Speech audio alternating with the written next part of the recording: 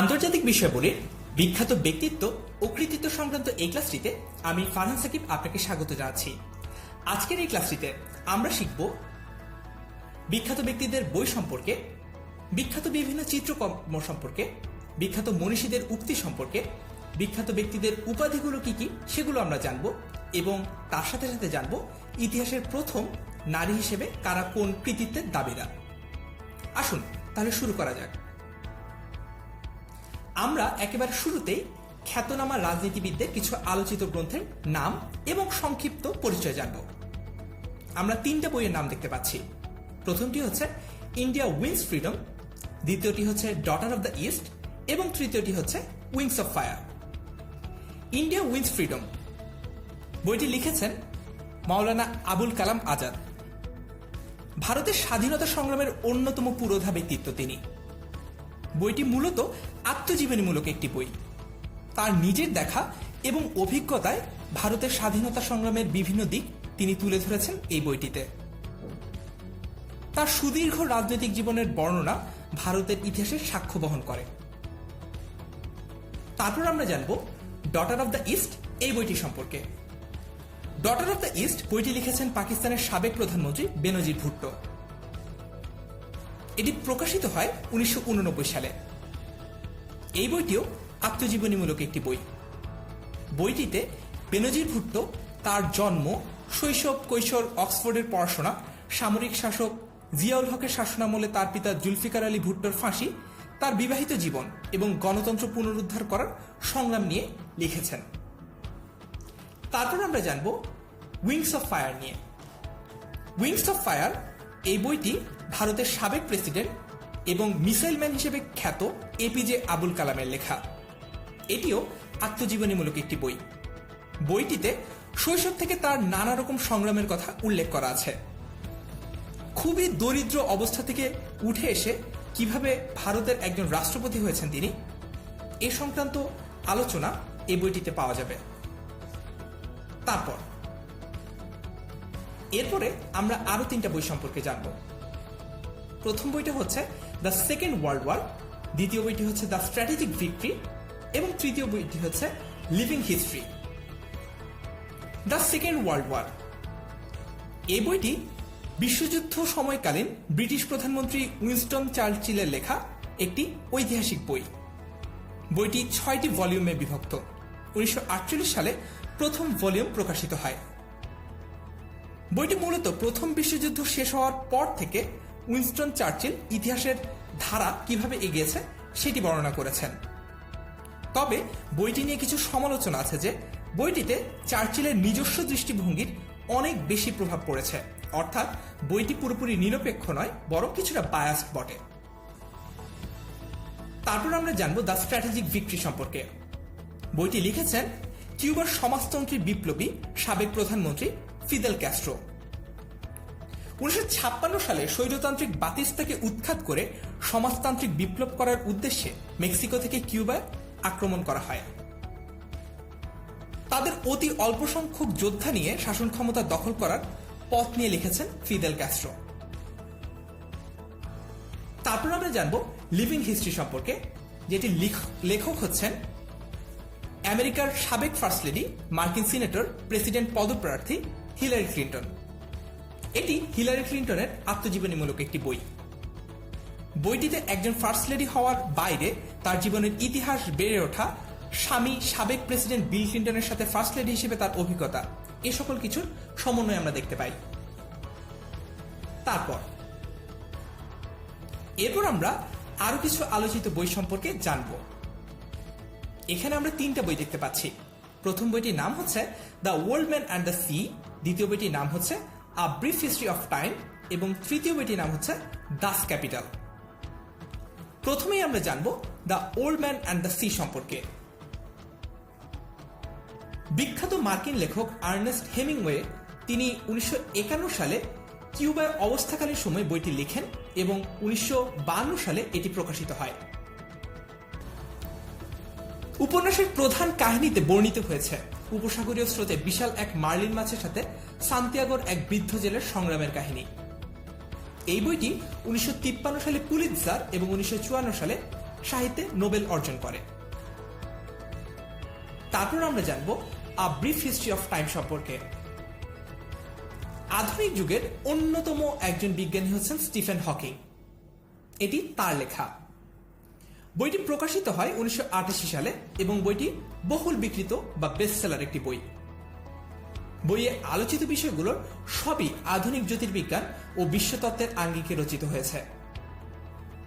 মূলত মহাবিশ্বের পরিসর ও এর সৃষ্টি রহস্যের সাধারণের উপযোগী করে লেখা হয়েছে এই বইটি। বইটিতে 11টি বিষয়ের উপর আলোচনা আছে। তারপর আমরা জানব দাস ক্যাপিটাল সম্পর্কে। দাস ক্যাপিটাল কার্ল মার্কসের বিখ্যাত একটি বই। এটির প্রথম খণ্ড প্রকাশিত হয় 1867 সালে, যা পুঁজিবাদের সমালোচনামূলক একটি বই। সমাজের প্রগতির সাথে অর্থনীতির জটিল সম্পর্ক মার্ক্সবাদের প্রধান অংশ। সামাজিক ইতিহাসের ব্যাখ্যায় মার্ক্স দেখিয়েছেন যে কোনো ঐতিহাসিক যুগ সমকালীন পণ্য উৎপাদন ব্যবস্থার দ্বারা নিয়ন্ত্রিত। উৎপাদন ব্যবস্থা বলতে মার্ক্স সাধারণভাবে উৎপাদনের যে প্রসঙ্গ সেটিকে তোলেননি, বরঞ্চ তিনি জোর দিয়েছেন উৎপাদন সম্পর্কের উপর, যার অর্থ উৎপাদন ব্যবস্থার উপর নির্ভর করে সামাজিক মানুষ পরস্পরের সঙ্গে কিভাবে সম্পর্ক গড়ে তুলবে সেটি। তারপর আমরা আরো কিছু আলোচিত গ্রন্থ সম্পর্কে জানব। আমরা জানব the god of small things, mother এবং দ্য রিপাবলিক, এই 3টি বই সম্পর্কে।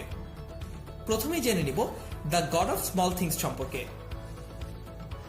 এটি অরুন্ধতী রায়ের লেখা প্রথম উপন্যাস। প্রকাশিত হয়েছিল 1997 সালে। এই উপন্যাসে মানব জীবনের ছোট ছোট মুহূর্তগুলোকে ছোট ছোট ভাবে হৃদয়গ্রাহী করে তিনি তুলে ধরতে পেরেছেন। বইটিতে তিনি খুব সূক্ষ্মভাবে বর্ণবাদ, সমাজতন্ত্র, পুঁজিবাদ, প্রেম, প্রতিশোধ, দুই যমজ শিশুর কষ্টের একসাথে বেড়ে ওঠা, একে অপরের প্রতি তাদের ভালোবাসা, সব ঘটনা প্রবাহের একটা অপূর্ব ও অদ্ভুত মিশ্রণ ঘটিয়েছেন। বইটির জন্য তিনি 1998 সালে ম্যান বুকার পুরস্কার অর্জন করেন। তারপর আমরা জানব ম্যাক্সিম গোর্কির মাদার বইটি সম্পর্কে। বইটি প্রথম প্রকাশিত হয়েছে 1906 সালে। 1905 সালের বিপ্লবী পরিস্থিতির প্রেক্ষাপটে 1 মের মিছিলের ঘটনাকে উপজীব্য করে এই বইটি লেখা হয়েছে। পরবর্তীতে যা হয়ে উঠেছে বিশ্বজনীন, সকল দেশের সকল শ্রমিকের। বিপ্লবী সংগ্রামে অচেতন ও স্বতঃস্ফূর্তভাবে যে শ্রমিক যোগ দেয়, কিভাবে সে সঠিক আদর্শ ও দৃষ্টিভঙ্গির ভিত্তিতে পরিচালিত হয়ে অবিচল দৃঢ়তায় লক্ষ্যের দিকে এগিয়ে চলতে পারে, এটি বোঝা যায় এই বইটির মাধ্যমে। তারপর আমরা জানব দ্য রিপাবলিক সম্পর্কে, যার রচয়িতা দার্শনিক প্লেটো। প্লেটো তার এই গ্রন্থে সাম্যবাদ নিয়ে আলোচনা করেছেন। তিনি তৎকালীন আর্থসামাজিক অবস্থার প্রেক্ষাপটে সাম্যবাদের ধারণা দিয়েছিলেন। আধুনিক সাম্যবাদ হচ্ছে প্লেটোর কাছ থেকে ধার করা সাম্যবাদ। আধুনিক সাম্যবাদে শুধু ব্যক্তিগত সম্পত্তির বিলোপের কথা বলা হয়। আসলে দেখা যায় প্লেটোর সাম্যবাদের কিছু অংশ বর্তমানেও বাস্তব। তারপর আমরা আরো কিছু বই সম্পর্কে জানব। আমরা এখানে দেখতে পাচ্ছি a golden age, the divine comedy এবং দ্য দা ভিঞ্চি কোড। প্রথমেই আমরা জানব আ গোল্ডেন এজ সম্পর্কে। বইটি লিখেছেন তাহমিমা আনাম। এটি প্রকাশিত হয় 2007 সালে।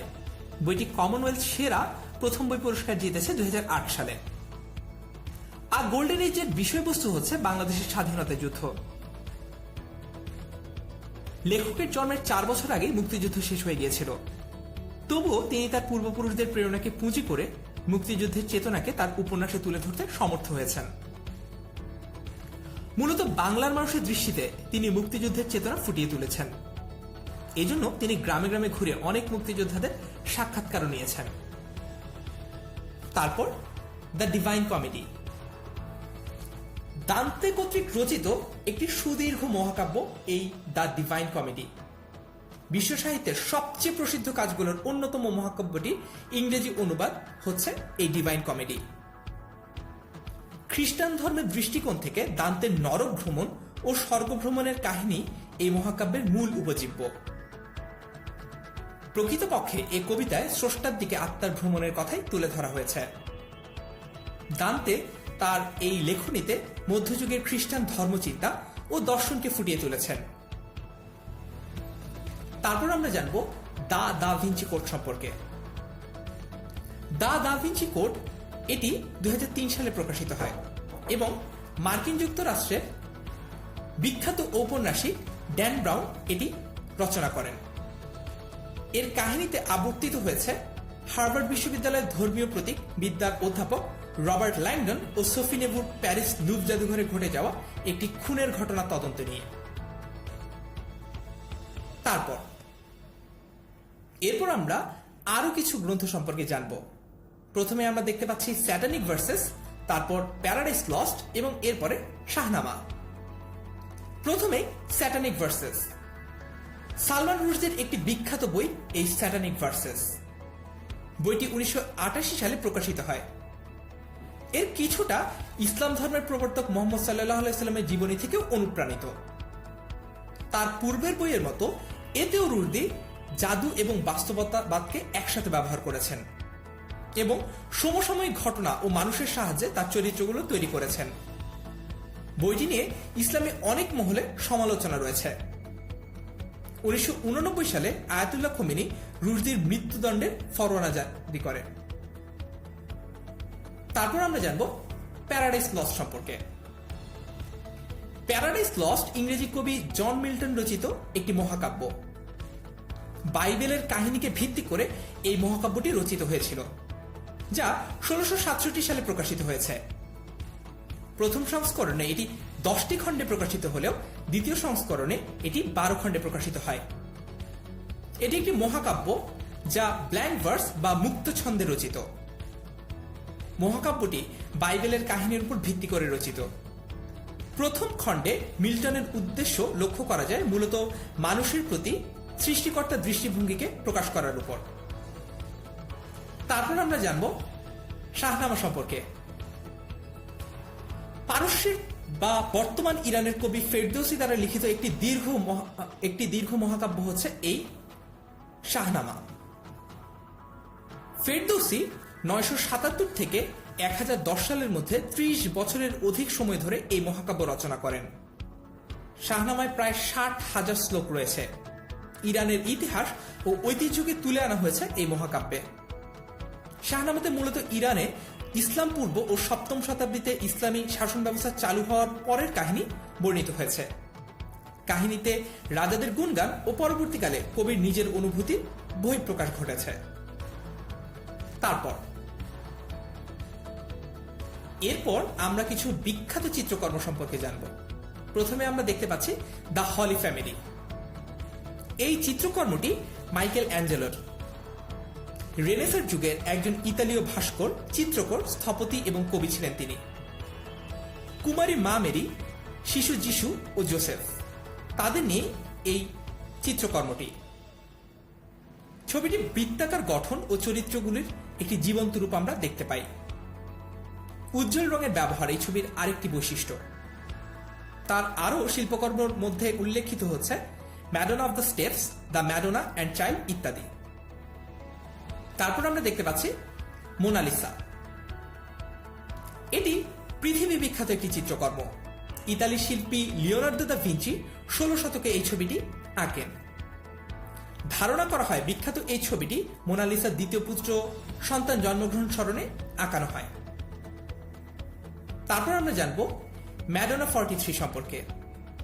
শিল্পাচার্য জয়নুল আবেদিন 1943 সালে ব্রিটিশ ভারতের বাংলায় যে দুর্ভিক্ষ হয় তার ভয়াবহতা তুলে ধরতে এই চিত্রশিল্পটি ব্যবহার করেন। এরপরে আমরা আরো 3টি বিখ্যাত চিত্রকর্ম দেখতে পাচ্ছি। একটি হচ্ছে সানফ্লাওয়ার, একটি হচ্ছে গুয়ার্নিকা এবং আরেকটি হচ্ছে দ্য লাস্ট সাপার। প্রথমে আমরা জানব সানফ্লাওয়ার সম্পর্কে। সানফ্লাওয়ার ছবিটি নেদারল্যান্ডের চিত্রশিল্পী ভিনসেন্ট ভ্যান গগের অঙ্কিত বিখ্যাত চিত্রকর্মের মধ্যে একটি। তার আরো বিখ্যাত একটি চিত্রকর্ম হচ্ছে স্টারি নাইট। রুক্ষ সৌন্দর্যের এবং আবেগময় সততার প্রকাশ, সপ্রতিভ রং এবং তার ব্যবহারের কারণে তার কাজ বেশ বিখ্যাত এবং পরবর্তীতে তার এই কাজের প্রভাব 20 শতাব্দীর চিত্রকলায়ও সুদূরপ্রসারী প্রভাব রেখেছে। তারপর জানব গুয়ার্নিকা সম্পর্কে। এটি পাবলো পিকাসো এঁকেছেন। স্পেনীয় গৃহযুদ্ধের সময় অর্থাৎ 1938 সালের 26 এপ্রিল স্পেনীয় জাতীয়তাবাদী বাহিনীর নির্দেশে জার্মান এবং ইতালির যুদ্ধবিমান কর্তৃক উত্তর স্পেনের বাস্ক কান্ট্রি গ্রাম গের্নিকায় বোমা বর্ষণের প্রতিক্রিয়া প্রকাশ পেয়েছে এই ছবিটিতে। গের্নিকা ফ্যাসিবাদের বিরুদ্ধে একটি বিবৃতি হচ্ছে এই চিত্রকর্মটি। তারপর আরেকটি বিখ্যাত চিত্রকর্ম দ্য লাস্ট সাপার। ইতালির চিত্রশিল্পী লিওনার্দো দা ভিঞ্চির আঁকা বিখ্যাত দেওয়াল চিত্রকর্ম এটি। মোনালিসার পর এই ছবিটিকে লিওনার্দোর সেরা কীর্তি হিসেবে মনে করা হয়। ধারণা করা হয় 1495 থেকে 1498 সালের মধ্যবর্তী সময় ছবিটি আঁকা হয়েছিল।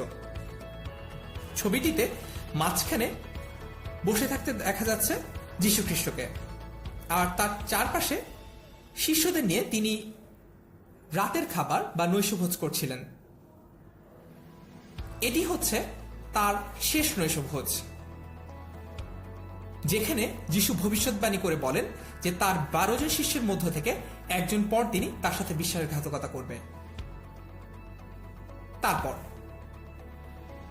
এরপরে আমরা কিছু বিখ্যাত মনীষীদের উক্তি সম্পর্কে জানব এবং তাদের সম্পর্কে সংক্ষিপ্ত পরিচয় বা বর্ণনা জেনে নিব। প্রথমে আমরা জানব ক্লাইভ জেমসের একটি বিখ্যাত উক্তি সম্পর্কে। এটি হচ্ছে, বিখ্যাত না হয়ে জীবন কাটালেও সুন্দর জীবন কাটানো সম্ভব, কিন্তু জীবনের মতো জীবন না কাটিয়ে বিখ্যাত হওয়া কখনো সুন্দর জীবন হতে পারে না। কে ছিলেন এই ক্লাইভ জেমস? তিনি একজন অস্ট্রেলিয়ান লেখক, সমালোচক ও সাংবাদিক। মৃত্যুবরণ করেছেন 2019 সালে। তার বিখ্যাত কিছু কাজের মধ্যে রয়েছে আনরিলায়েবল মেমোরিজ, কালচারাল অ্যামনেশিয়া ইত্যাদি। তারপর আমরা আরেকটি বিখ্যাত উক্তি দেখতে পাচ্ছি, সেটি হচ্ছে, মানুষ পরাজয়ের জন্য সৃষ্টি হয়নি, তাকে হয়তো ধ্বংস করা যায় কিন্তু হারানো যায় না, বলেছেন আর্নেস্ট হেমিংওয়ে। আর্নেস্ট হেমিংওয়ে তার উপন্যাসের রোমাঞ্চপ্রিয় জীবন ও ভাবমূর্তি এর মধ্য দিয়ে পরবর্তী প্রজন্মের কাছে বিখ্যাত হয়ে রয়েছেন। বিংশ শতাব্দীর 20-এর দশকের মাঝামাঝি থেকে 50-এর দশকের মাঝামাঝি পর্যন্ত সময় তিনি তার অধিকাংশ সাহিত্যকর্ম রচনা করেছিলেন এবং আর্নেস্ট হেমিংওয়ে 1954 সালে সাহিত্যে নোবেল পুরস্কার অর্জন করেছিলেন। তারপর আমরা জানব এপিজে আব্দুল কালামের একটি বিখ্যাত কোট সম্পর্কে। সেটি হচ্ছে, স্বপ্ন সেটি নয় যেটা মানুষ ঘুমিয়ে ঘুমিয়ে দেখে, স্বপ্ন সেটাই যেটা মানুষকে ঘুমাতে দেয় না। আগেই আলোচনা করা হয়েছে যে তিনি ভারতের একজন রাষ্ট্রপতি ছিলেন এবং মিসাইল ম্যান নামে খ্যাত ছিলেন। তারপর আমরা জানব আলবার্ট আইনস্টাইন সম্পর্কে। তিনি বলেছেন, কল্পনা জ্ঞানের চেয়ে আরো গুরুত্বপূর্ণ। আলবার্ট আইনস্টাইন সর্বকালের সেরা বিজ্ঞানীদের মধ্যে একজন। 1921 সালে তিনি পদার্থবিজ্ঞানে নোবেল পুরস্কার অর্জন করেন। বিখ্যাত আপেক্ষিকতার তত্ত্ব এবং বিশেষত ভর শক্তির সমতুল্যতার সূত্র আবিষ্কারের জন্য আলবার্ট আইনস্টাইন বিখ্যাত হয়ে রয়েছেন। তারপর ভারতীয় ইতিহাসের একজন বিখ্যাত নেতা সম্পর্কে জানব। তিনি হচ্ছেন নেতাজি সুভাষচন্দ্র বসু। তিনি বলেছেন, give me blood and I promise you freedom. তারপর মার্টিন লুথার কিং জুনিয়র। তার বিখ্যাত উক্তি হচ্ছে, I have a dream. Martin Luther King junior তার এই বিখ্যাত উক্তিটি করেন March on Washington for jobs and freedom এই শীর্ষক বক্তব্যে, এবং সেটি ছিল 1963 সালের 28 আগস্ট। তিনি বিখ্যাত আফ্রিকান আমেরিকান মানবাধিকার কর্মী। আমেরিকার নাগরিক ও মানবাধিকার প্রতিষ্ঠার অহিংস আন্দোলনের জন্য তিনি 1964 সালে শান্তিতে নোবেল পুরস্কার অর্জন করেন।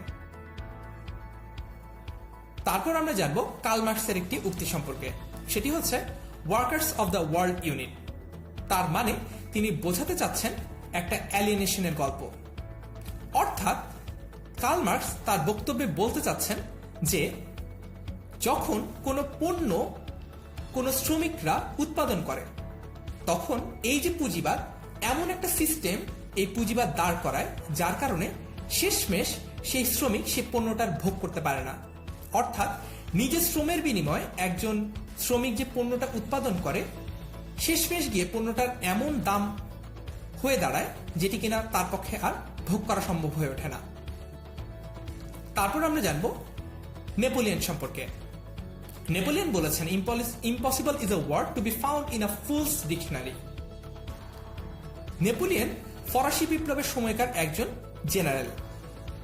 তিনি ফরাসি প্রজাতন্ত্রের প্রথম কনসুল এবং পরবর্তীতে ফ্রান্সের সম্রাট ছিলেন। তারপরের উক্তিটি খুবই বিখ্যাত। এটি করেছেন বঙ্গবন্ধু শেখ মুজিবুর রহমান। তিনি বলেছেন, when you play with a gentleman, you play like a gentleman. But when you play with bastards, make sure you play like a bigger bastard. Otherwise you will lose.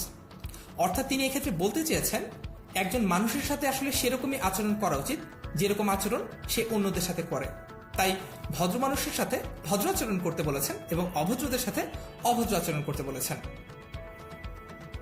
তারপর আমরা কিছু বিখ্যাত ব্যক্তিদের উপাধি সম্পর্কে জানব। আমরা এখানে প্রথমেই দেখতে পাচ্ছি আলফ্রেড দ্য গ্রেট, তার সম্পর্কে। তিনি যুক্তরাজ্যের নাগরিক ছিলেন। তিনি একমাত্র ইংলিশ রাজা যিনি দ্য গ্রেট খেতাব ধারণ করেছেন। আলফ্রেড তার ক্ষমাপ্রবণ মানসিকতার জন্য বিখ্যাত ছিলেন।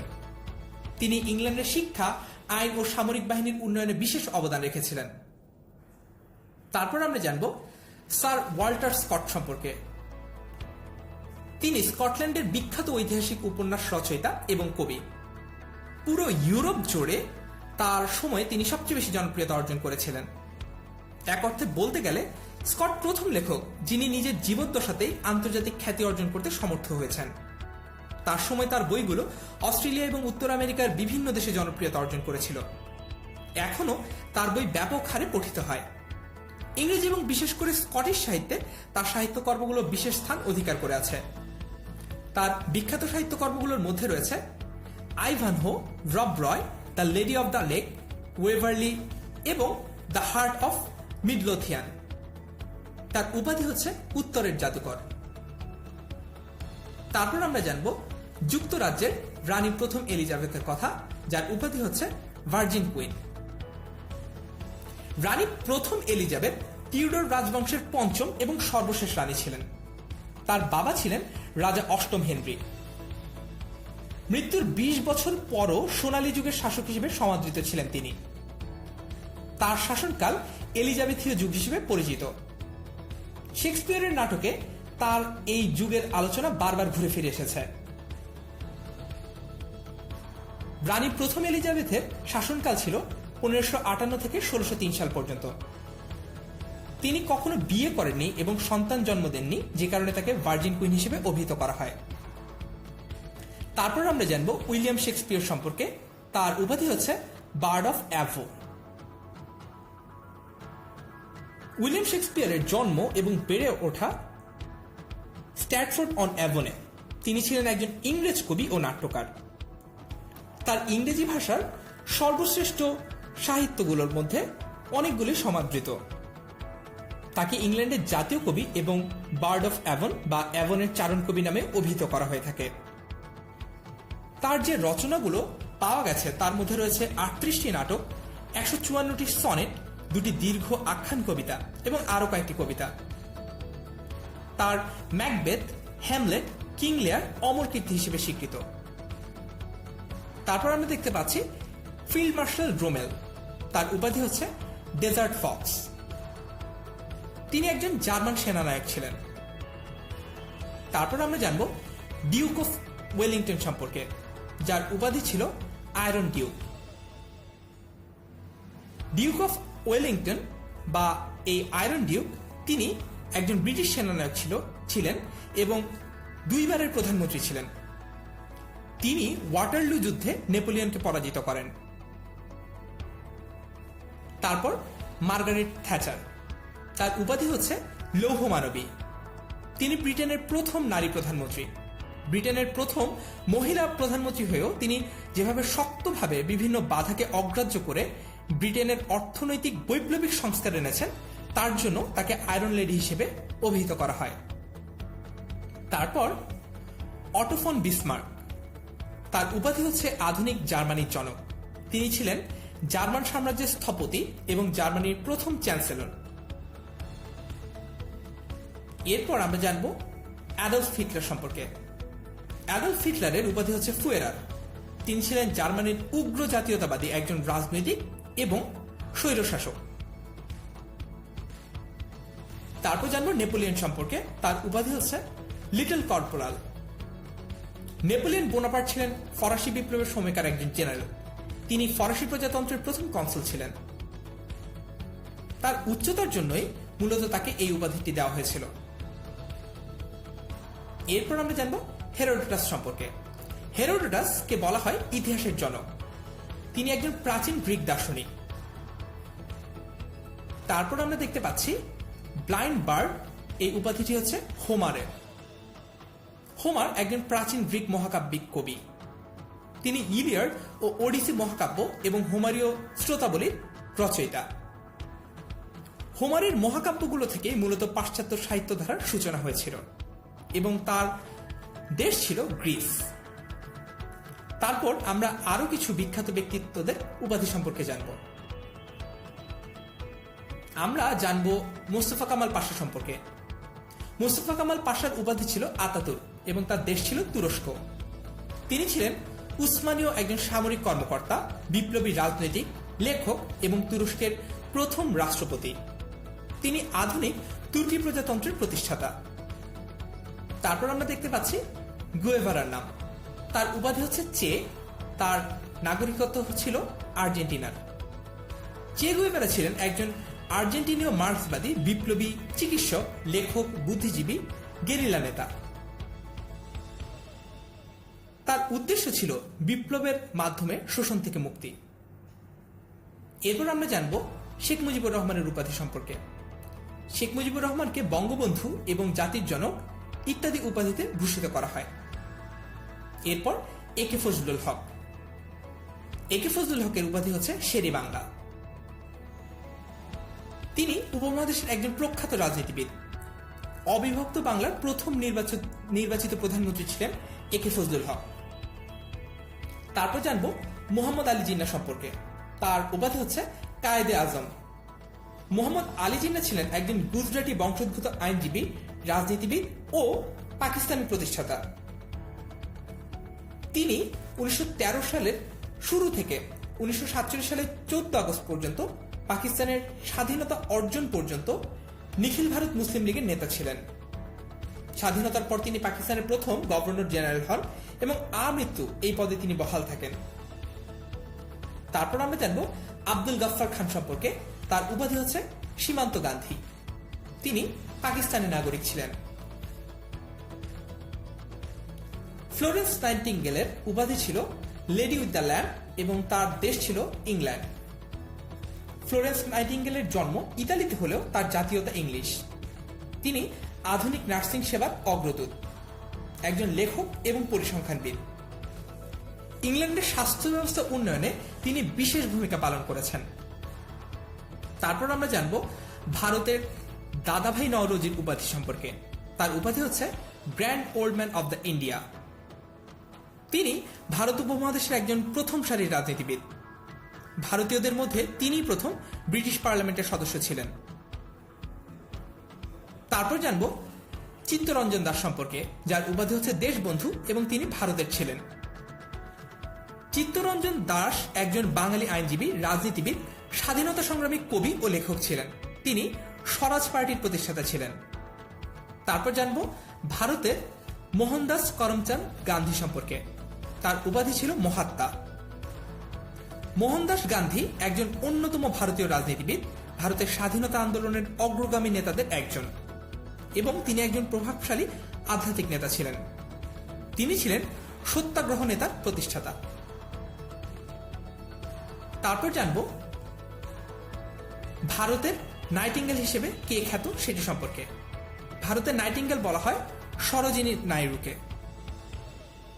তিনি ছিলেন স্বনামধন্য একজন স্বাধীনতা সংগ্রামী, বিশিষ্ট বাগ্মী ও ইন্দো অ্যাংলিয়ান কবি। এ কারণে তাকে ভারতের কোকিল বা দ্য নাইটিঙ্গেল অফ ইন্ডিয়া নামে পরিচয় দেওয়া হয়।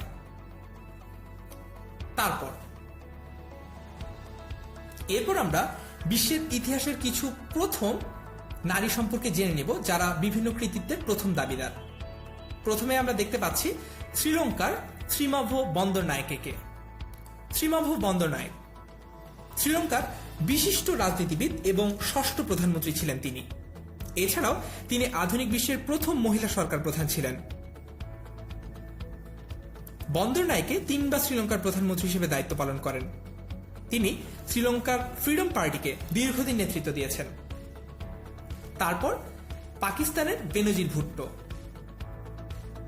বেনজির ভুট্টো পাকিস্তান পিপলস পার্টির সাবেক নেতা এবং পাকিস্তানের সাবেক প্রধানমন্ত্রী। তিনি বিশ্বের প্রথম মুসলিম নারী প্রধানমন্ত্রী। বেনজির ভুট্টো 1988 থেকে 1990 এবং 1993 থেকে 1996 দুই মেয়াদে প্রধানমন্ত্রী ছিলেন। 2007 সালে তিনি আততায়ীর গুলিতে নিহত হন। তারপরে ভারতের ইন্দিরা গান্ধী। ভারতের প্রথম নারী প্রধানমন্ত্রী ছিলেন ইন্দিরা গান্ধী। তিনি 1966 থেকে 77 এবং 1980 থেকে 1984 সাল পর্যন্ত ভারতের প্রধানমন্ত্রীত্বের দায়িত্ব পালন করেছেন। তিনি ভারতের প্রধানমন্ত্রী ছিলেন যখন বাংলাদেশের মুক্তিযুদ্ধ চলছিল তখনও। 1984 সালে কর্মরত অবস্থায় তিনি তার শিখ দেহরক্ষী কর্তৃক নিহত হন। 1984 সালে শিখদের তীর্থস্থান গোল্ডেন টেম্পলে বিতর্কিত সন্ত্রাসী নিধনের অপারেশন ব্লু স্টার পরিচালনা করার জেরে তিনি এই হত্যাকাণ্ডের শিকার হন।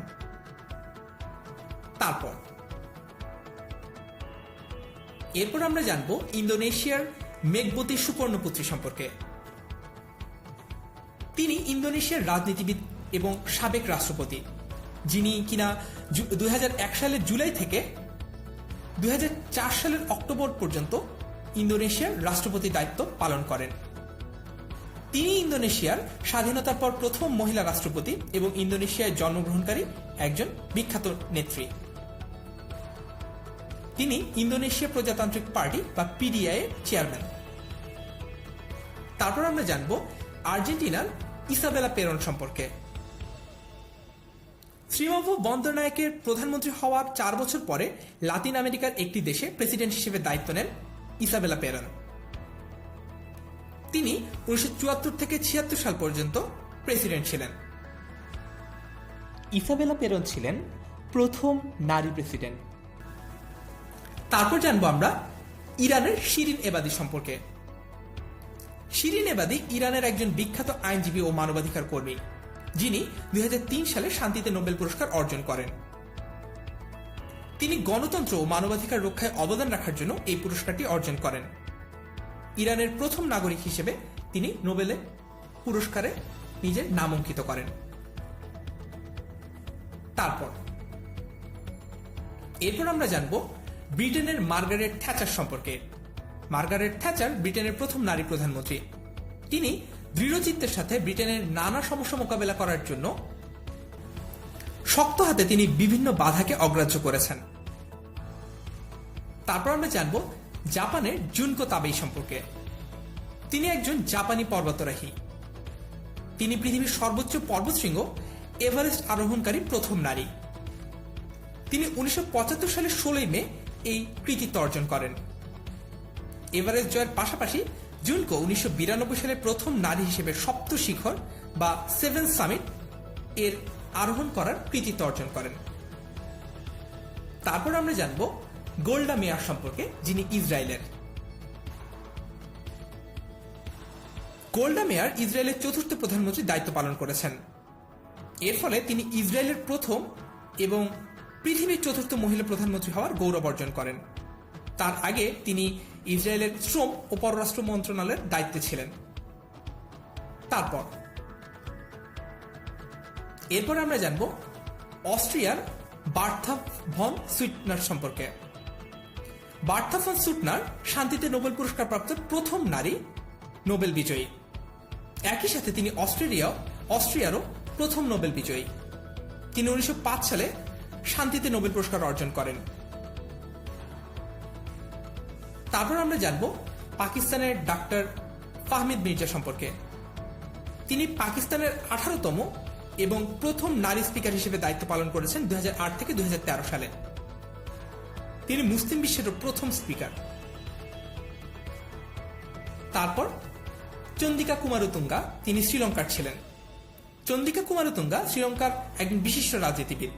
তিনি শ্রীলঙ্কার পঞ্চম রাষ্ট্রপতি ছিলেন 1994 থেকে 2005 মেয়াদে। তিনি শ্রীলঙ্কার প্রথম নারী হিসেবে রাষ্ট্রপতিত্বের দায়িত্ব অর্জন করেন। আশা করি এই লেকচারটি থেকে আমরা যা যা কিছু আলোচনা করলাম বা শিখতে পারলাম সে ব্যাপারগুলো আমাদের কাজে আসবে। আমরা এই লেকচারটি থেকে শিখলাম পৃথিবীর বিভিন্ন দেশের ভৌগোলিক অবস্থানের সাথে জড়িত বিখ্যাত ব্যক্তিত্ব সম্পর্কে, বিখ্যাত ব্যক্তিত্বদের বিভিন্ন বই সম্পর্কে, চিত্রকর্ম সম্পর্কে এবং পৃথিবীর বিভিন্ন বিখ্যাত ব্যক্তিদের বা মনীষীদের উক্তি সম্পর্কে। তার সাথে সাথে জেনে নিলাম তারা কি কি কৃতিত্ব অর্জন করেছেন সেগুলো সম্পর্কে। আমার সাথে থাকার জন্য আপনাকে ধন্যবাদ। পরের লেকচারটিতে আবারও দেখা হবে।